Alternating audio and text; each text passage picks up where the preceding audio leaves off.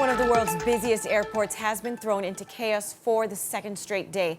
Hong Kong International Airport once again canceled dozens of flights due to what officials say are massive disruptions by anti-government protesters. Tensions reached a fever pitch there, with angry and weary travelers shouting at demonstrators over the disarray. It all comes as Hong Kong's embattled chief executive says the city is on the brink of no return. More protesters are expected to arrive at the Hong Kong airport in the coming hours to try and paralyze the airport again. The sit-in is also planned for a major hospital. Let's get more details from CNN's Ivan Watson reporting to us live from Hong Kong. Good morning, Ivan. We're hearing reports of arrests and injuries. What's the latest?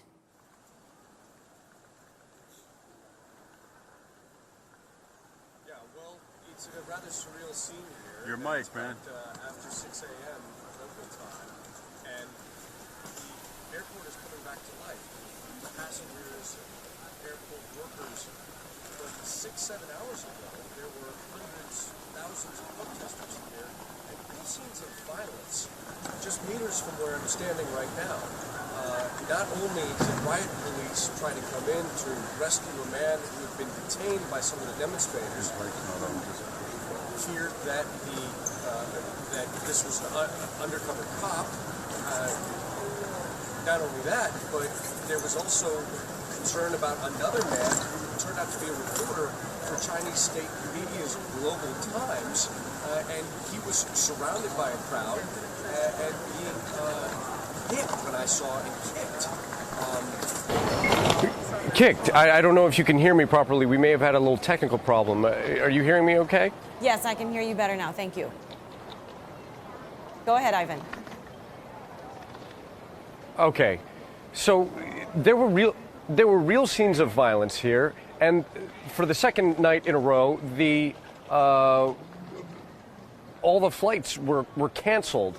Now it seems like they're resuming this morning, but this has thrown the airport twice now into chaos, and it's also been the scene of violence, and there's security considerations here that are quite serious. I don't know what will happen here next. Last night, obviously much more violent than the night before. Are there any new reactions from Hong Kong authorities or Beijing?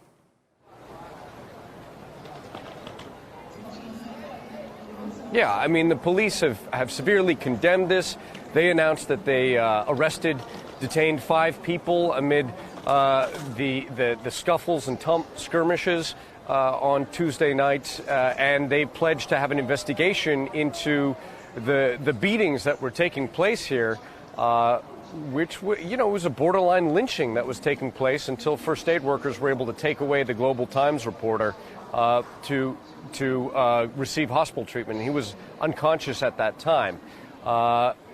The line that the authorities have given again and again is what they describe as violent riots must come to an end, but I see no sign of that happening.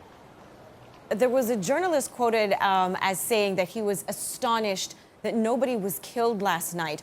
Do you get that sense that the violence was reaching that level?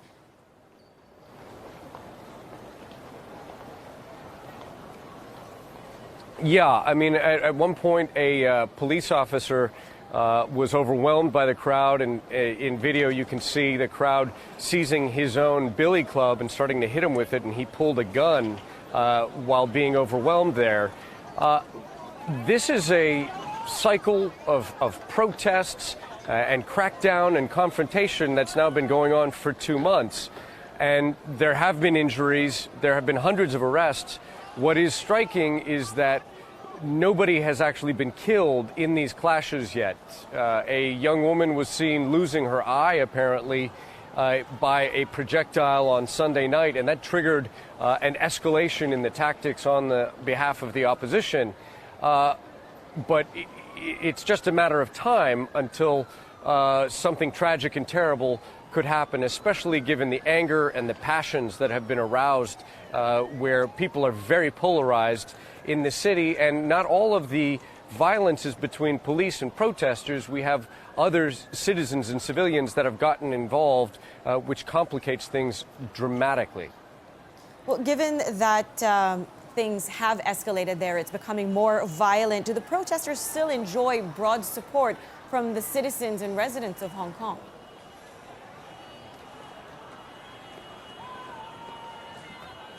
It really depends on who you talk to. And even when you ask protesters themselves, is everybody in your family, do they support you? Almost every demonstrator that I've spoken with says they have members of their immediate family who strongly disagree with what they are doing. So it is a city divided and there are families divided. That said, and what should be of concern for the security forces is that I have seen that after they have moved in with crowd control measures like tear gas into protesters, that then I've seen residents of neighborhoods that have been hit by the tear gas then coming out on the streets and hurling abuse and anger against the riot police themselves, so that some of these measures that are being used seem to anger members of the population that might not be out on the streets in the protests in the first place. All right, thank you very much for that. CNN's Ivan Watson there reporting live from Hong Kong.